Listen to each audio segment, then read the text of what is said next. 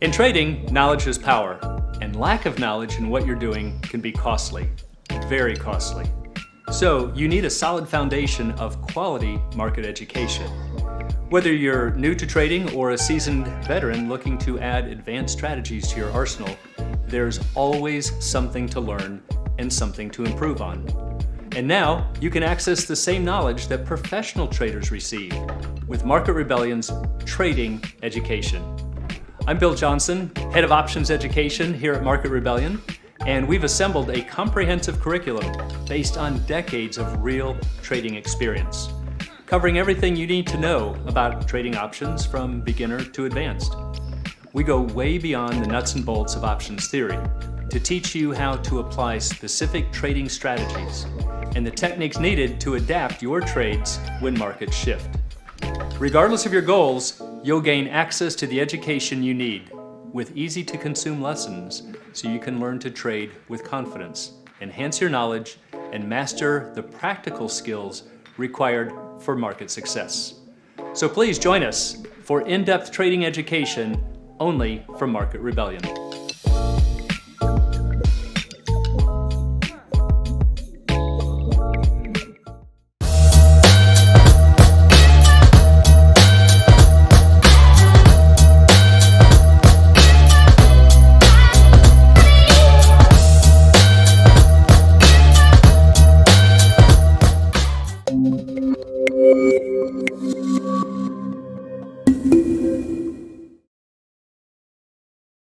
Good afternoon once again, Market Rebels and YouTubers out there. It's that time again, Thursday, 4 p.m. right on the closing bell, and that means this is Coach's Corner. And we decided to put this program together to showcase our professional traders and coaches to help give you a better perspective of options and trading. We're not here to teach the basics of what a vertical spread is or the max gains and max losses. We want to show you what makes it tick, the hows and the whys. How are these people making decisions that separate them from the retail traders? So today is no exception. We have a very special guest with us, Mr. Elliot Katz, who is one of our full-time coaches here at Market Rebellion. And previously, he had worked for the Options Institute, which is the educational arm for the CBOE, the Chicago Board Options Exchange. So as you can imagine, if you're teaching options for the exchange, you kind of got to know your stuff. So Elliot, welcome. Hello, everybody. Thanks for having me. Happy to be here. Oh, we're thrilled to have you here to help us out and our traders who have a better understanding. And of course, we got Stu. Everybody knows Stu, but 29 years as a market maker on the Philly Exchange. So Stu, what's going on? All good, man. All good in Philly. All right. Getting cold up there? Getting cold. It is cold. It's getting cold. It is cold. And I might have to go out and get some Philly soft pretzels. So we're all good. Got it. Well, if you joined us last week, we talked about how much is that option. We found out that was the extrinsic value. And that's really what you need to keep your eye on whenever you're making trades. Too many people look at the net amount. It's always the net time values that you have to watch. Well, we thought for this week, we're going to back it up a little bit more, do an even bigger bird's eye view and talk about what is an option. So it's probably going to be a different perspective from what you've heard before. That's the idea of the show. So let's go ahead and take a look at what is an option. Now, first of all, to understand what an option is, sometimes it helps to understand what it's not. First thing everybody has to understand is that options are not risky. I know, you're going to say there's no way that's possible. We've seen Barings Bank blown up by Nick Leeson and all the other countless people who have had these just debacles with derivatives and options. How can they not be risky? Well, the reason that they're not risky, it's a misperception. Let's take a look at risky stock, right? Anybody who's traded stock, especially in these markets, knows it can be very risky. We have unlimited downside. But let's add, if options are risky, let's add a very risky put option. Now we got lots of risk, right? Now we're going to add an even riskier naked call, probably one of the riskiest of all positions, unlimited upside. So if these calls and puts have the same strike, and we put these three pieces into our account, we have a mega boatload of risk, right? Absolutely wrong. Yeah. Yeah. Darn. I hate when I get that wrong. We have no risk. And I know people are going, what? How can that be? That position behaves like a T-bill, like a treasury bill, or sometimes we just say a bond. And that mystifies sometimes the new traders. The three pieces that we talked about here were stock plus put, meaning that's a long put, minus call, meaning a short call, again, same strikes, will equal a T-bill. And Remember, once guys, what we talked about last week, rights and obligations here. rights and right? obligations. Ownership of the put is the right to sell. To sell? Selling the call is the obligation to sell. One's going to happen. One Right. is going to, one's going to be in the money, one's going to be out of the money. When you put them together, it's going to happen. It's guaranteeing a sale. And that's why they have to have the same strike, because right now we are guaranteed a sale at 100. And so because of this, if this were $10,000 worth of stock, we might pay $9,800 for it, and it's going to mature to $10,000 and therefore behave just like a T-bill. But look at that risk graph. This is the stock price here on the horizontal. No matter what happens to the stock price, it's not going to affect your position. So the first thing you have to understand for all of the traders out there in our YouTube land is that options are not risky. The better way to understand them is that they are tools for adjusting risk. So yes, as professional traders, we can turn risk off. And yes, as retail traders, as many do, they decide to crank risk up. But that doesn't mean that the option is risky. It just means that it was a risky use. Okay, and also for anybody who took a really risky trade and lost, somebody on the other side made. So options don't destroy money, they just distribute it. So that's the first thing you have to understand. So this is kind of the theme for today. Again, it's about finding a different perspective. So we're going to look at different uses of this formula here. This is, by the way, called put-call parity. Very well-known equation to professional traders. So Elliot, I'm going to turn it over to you. If you could, tell to our viewers one example of insurance and one of speculation, but I would like you to use a specific call as insurance and then a speculation. Now, by specific, I mean the same strike and the same expiration. So if somebody asks you that, how would you describe it for insurance and speculation? Yeah. Okay. So let's think about the, thanks, Bill, by the way. So let's think about that $100 stock. Okay. Now, if we went out, or if you went out and you bought a call that has a, let's say, 95 strike price, okay, that would give you the right to buy the stock at 95, right? Now, that option is $5 in the money. Remember, we were talking about intrinsic and extrinsic last week. So we know that option is going to cost you at least $5, right? And let's say it cost you an extra, I don't know, $2.50 for the extrinsic value. So that option is going to cost you $7.50. Now, if you went out and you bought the stock for $100 and that stock cratered, you're going to lose as much as that stock goes down. Correct. But we know that if we buy the 95 call for $7.50, no matter what happens to that stock, okay, this could be the common stock of FTX exchange, okay? It could be whatever his name is, SPF, right? Could be Upstart. Could be anyone. Anything. Could be anything. Could be anything. Could be anything. Okay. There's no way you can lose more than $7.50. Yep. Better than a stop order. Right. You're just gonna keep. Now, the difference between this and a stop order is, though, if you have a stop order on your stock, when that stop order is triggered, you're out of the stock. You're out. The thing about a call option is that because you know you have that specific amount of risk, you can actually decide to hold on. Right. And if the stock comes back, now You didn't have to liquidate because you knew you had a specific amount of risk. Okay. Correct. So think about it like that. So this way, you're getting a chance to participate on the upside. Of course, you have to pay the extrinsic value for that protection, but the stock could go kablooey and you're not going to get hurt more than what you pay. Now, let's take that same $7.50. The stock is 100. Now you look at a call option that has a 105 strike price. Okay. But that option is $2.50. It's out of the money. It has no real intrinsic value. All it has is, as the guidance counselors used to tell my parents in high school, it has potential. Okay. It has the potential.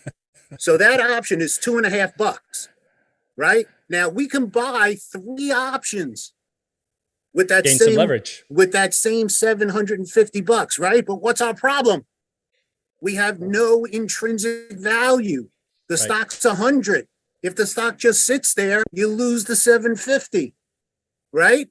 So what have I done? I've taken an amount of capital, and by understanding how options work, I can take that specific amount of capital and I can use it as an in-the-money option, let's say, to protect, right, my Right. downside, or I can leverage it up, and that's where you get speculation.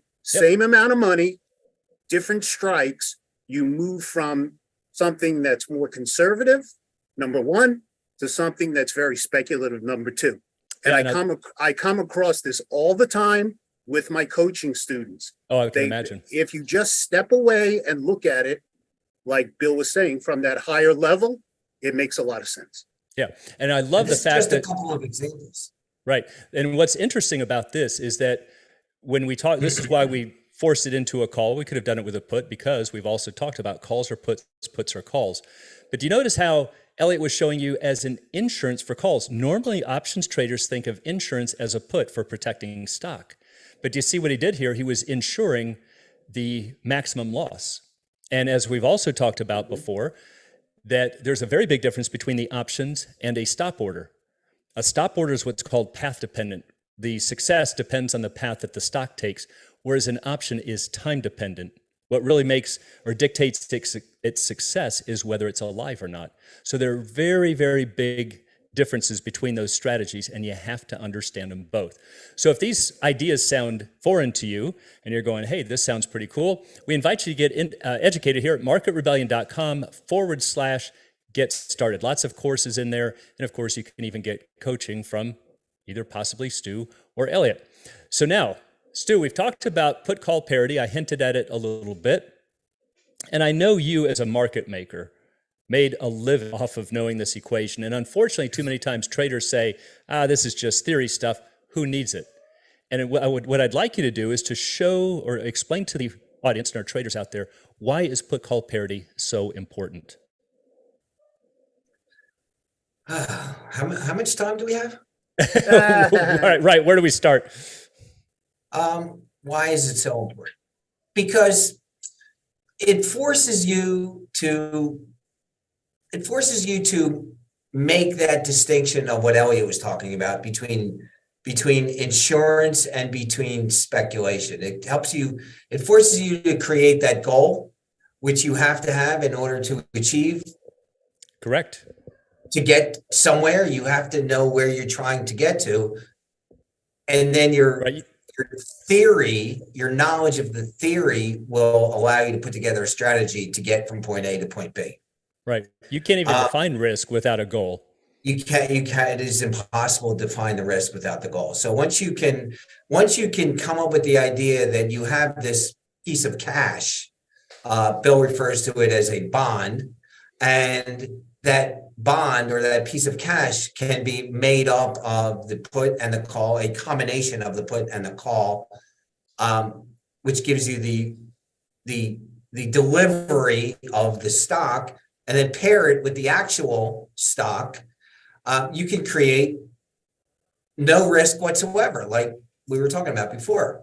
Right. And once you do that, like, just think about this, guys and gals, you have the ability to now make adjustments to the risk in your position up or down, to allow you to attempt to achieve a goal while limiting your parameter of loss to an acceptable number. And you can only do that if you understand this relationship between these three components. Right. And Now, here's a slide that I know you sent over that you wanted to talk about. Could you explain to the traders out there this relationship, again, showing the T-bill, or we could also call it no risk, and you made up a really cool relationship of how, depending on how we pair it, it's either speculative or it's insurance. So could you step them through this? Yeah. So if you have a piece of cash and you buy a piece of stock with it, then you have your stock.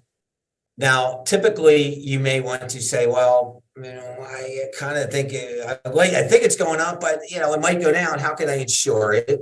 I'm going to go ahead and I'm going to insure it by buying this right to sell that piece of cash at that level, whatever that level is, that strike price. So I'm going to own the put. So now I have the stock and the put. That is now just by show them the second one, Bill. Just by doing a little bit of an algebraic equation here. We all remember algebra, right? Algebra 101, ninth grade. When you take that call or any of the components really, and you move it to the other side of the equal sign.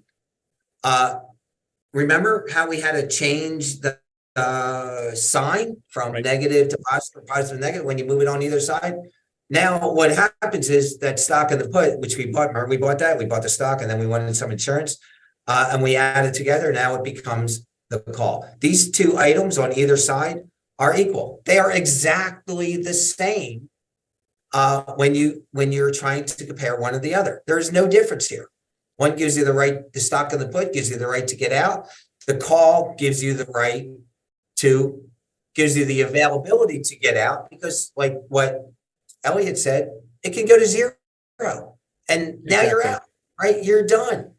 And once go ahead. But now let's take a look at the stock plus put on the left side. That would be what, between insurance or speculation? Just the put, just the stock with the stock and the put. That would be the insurance. That's our insurance side. But notice that when we moved the call to the right-hand side, because it was basically a zero sitting over here, it's just the call. That call now becomes speculation. Right. See, and this is why it's so important. Right. Yeah, go ahead. No, that's why it's become so important to understand this relationship. Can we use a call as insurance? Sure. Elliot just showed you. Can we use it as speculation? Yes. It depends on what you're doing with the cash side or the exercise price. So go ahead. The point of this is this, everyone. Look at these two. This is one product.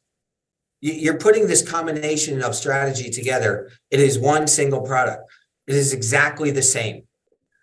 It's a call. And that call, it's just about the perception. How are you going to look at it? Are you using it for the insurance side of things? Or are you using it for the speculation? How can the same product be used in two different scenarios? It seems weird. It is weird, right? It's a little strange, but this is the theory behind how options work. And once you can kind of get through this not so steep learning curve, you can start to put together strategy about how to create hedges. That's what it's all about. Creating hedges. Right. So you don't get what's blown off when your idea goes the wrong way. That's the idea here. That's correct. And so the thing is that what we're trying to show is most people think calls when the stock's going up, puts because the stock's going down. And that's greatly limiting your decisions. We can use them as insurance. We can use them as speculation. We can do them with calls. We can do them with puts. And so depending on what's happening with the markets and prices and skew curves and all other things we're going to talk about, there are tremendous amounts of opportunities that you're probably overlooking. So let's take a look at another variation of this put call parity. I showed this last week, but I'm going to show it in a little bit more detail. Let's say we have. Can I step in and make one more quick comment here? As a floor trader, I became a member of an exchange in 1982. I was there until 2010. This is how I made my living, trading options on the floor of a listed exchange. one of the very first things that I had to learn, and I'll be honest with you, I'm not proud, but it happened, right? I had to learn the hard way, is that I had to learn the difference between speculation and insurance. It was a mandate that I had to learn in an effort to take it to the next level, which was how to adjust and how to create a strategy to then adjust the strategy to roll with the world, the environment around me of the stock going up, the stock going down. Volcker's talking about this, Jerry Powell's talking about this, the oil, the this, that, all the things that happen in the world that affect the prices of the stock market, right? It all comes back to like, what are you trying to do? Back to What the are you goal. trying to do? Something that I had to learn as an on-floor professional options trader. And this is something that we have to keep in mind as we're trying to move our way up the educational ladder about trying to make adjustments in the market using a derivative product called an option. It's absolutely true because, as you said, this is really what the whole idea of successful professional trading is about. It's not guessing where the market's going. Everybody says, oh, you're a professional trader. What's going to happen next week? Well, I don't know. No idea. But that's the perception that people have. But the better traders just understand which moves to make given the cards they've been dealt. And that's a very different perspective. So let's go back to this that I talked briefly about last week. Let's say we have our stock right here. Now, let's also say that an exercise price is simply a partition. That's where your insurance level is. Where do you not want to take losses at a certain point? So let's say this is the 100 strike right there. And so if we look at a current curve for the call option, right there, we've all seen that before. Look at that. There is your hockey stick. There's the expiration graph in red. There is the current curve. So look over here on the right. S minus E is the intrinsic value of the call. Right? Take the stock price minus the exercise price, but look over to the left.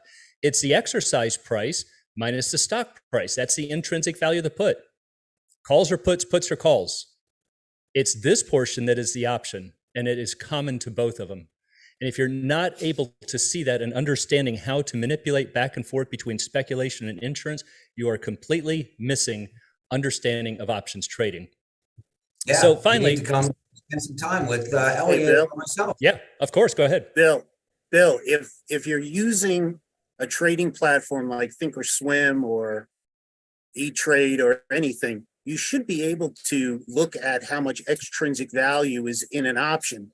And Definitely. especially for the near-term options, because of the effects of interest rates and volatility and things, you should find that the extrinsic value for a specific strike, call and put should be the same, if not very close, because that's where the insurance value is. The insurance value is the extrinsic value. So whether it's a call or a put, if they share the same strike price, the extrinsic value should be the same. Right. And as you go in the money, the intrinsic value will be different, but theoretically the extrinsic values Correct. should be the same, whether you're Correct. 5 points in or 5 points out. And if they're not, what is that? Another trading opportunity or another trading trap, depending on what you're trying to do. Intrinsic value here, folks, it's always going to be the difference between the stock price and the strike price. That's it. It's no big deal. It's just the cash value of the difference between the stock price, which is dynamic, right? Stocks go up and down, and the strike price, which is not dynamic. It stays there, right? Nobody's sending you a memo saying, oh, we changed your strike price. And that is your value of your intrinsic part of the price of your product. Absolutely. Okay, so for our third question, I'm going to pose this to both of you. Elliot, I'm going to take you first here. What do options insure? There's different perspectives depending on who you ask. We've got just a couple of minutes here, but if somebody says, what does an option insure? How would you answer that? Well, it kind of depends what side of the fence you're on, right? That's exactly right. So if we're looking at a put, we know what a put does, right? A put is designed to increase in value as the stock goes down. Okay. So if you're not using it speculatively, meaning you don't own the stock, then a put matches up with insurance directly for a stock. So you can think about it like buying insurance on your house, right? You own the asset, right? So if you own the asset and you're buying insurance policy, you're paying some part of the value of the asset to minimize the risk of an event. devastation. Premium. And if We you know own, it is a premium. right, and if you own a stock, what's the adverse risk, right? What's the adverse thing? The stock collapsing. So you pay a little bit to get the insurance, okay? Now, if we look at the call side, we actually have a couple of ways to look at it. Because if you buy an in-the-money option, what are you kind of doing? You're kind of insuring the cash that you would have used to buy the stock, right? That's right. Because you're not putting up all the stock, right? You're not putting up the money to buy the stock. To buy the stock, exactly. Right. However, there's another way to look at it too, because what I'm also trying to do by buying the call, if I'm getting a little more speculative and I'm not putting the cash up, what am I trying to do? Yeah, I want to limit my risk, but really, what am I trying to do? I'm trying to put up a small amount of speculative capital so I don't miss something. So it's a little bit of a twist, but it's almost like you're insuring against a missed opportunity. That's on the exactly upside. right. That's exactly what you're doing. Correct. So it really, like I said, it really depends what side of the fence. And again, you know, Stu and I, we have a lot of trading experience. We're coaches. We talk to people about this stuff all the time.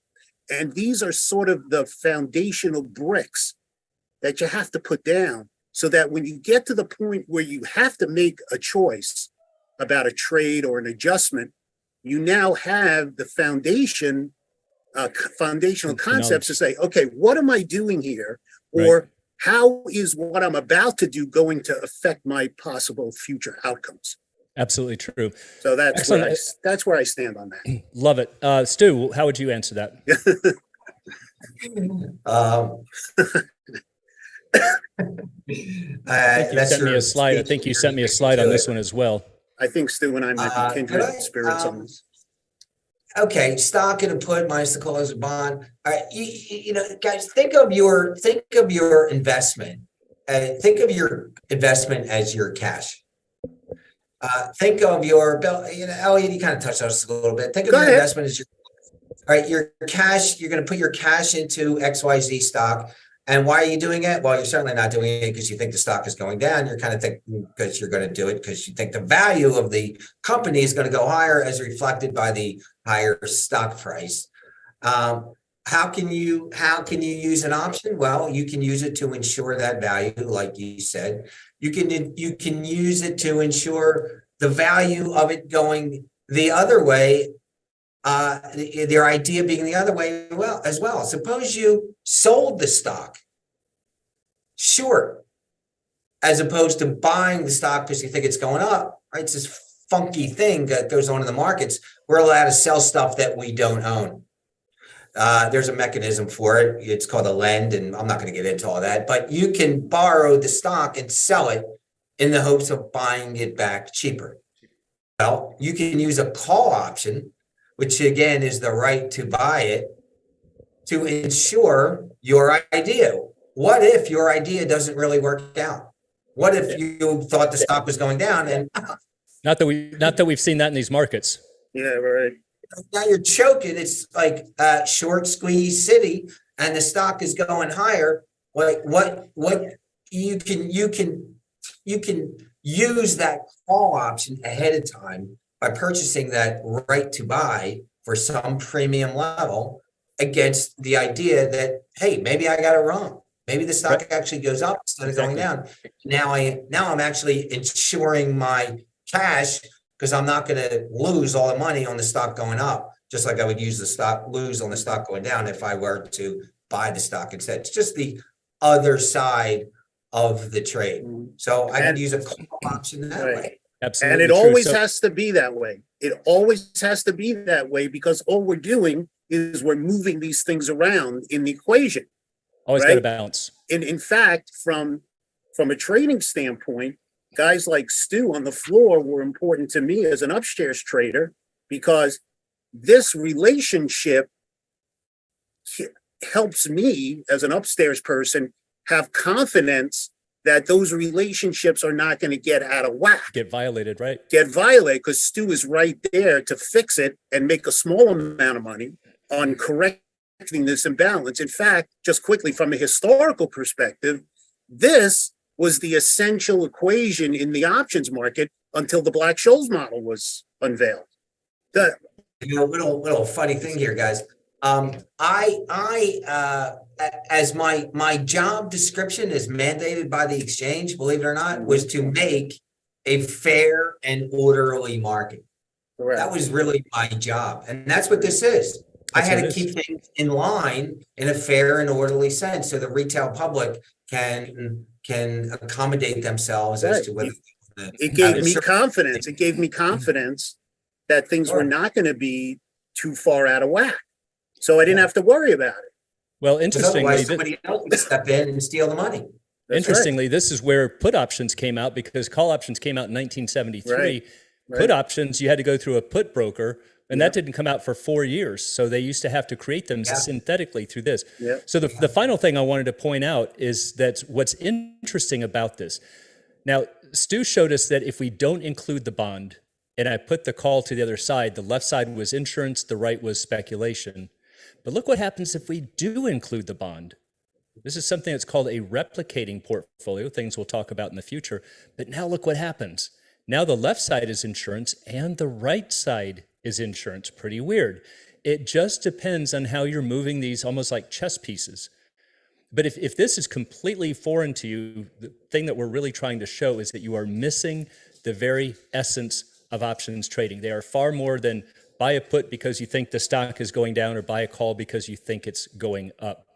So what we can try and push this till we're blue in the face and do shows like this to help traders, but it's really up to you to take that first step.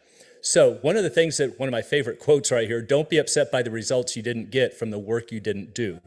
So if you're not getting the results that you think you should be getting, I can assure you it is not because the professional traders are any better at picking the directions. They're better at managing the risk, and it's because they understand what an option is.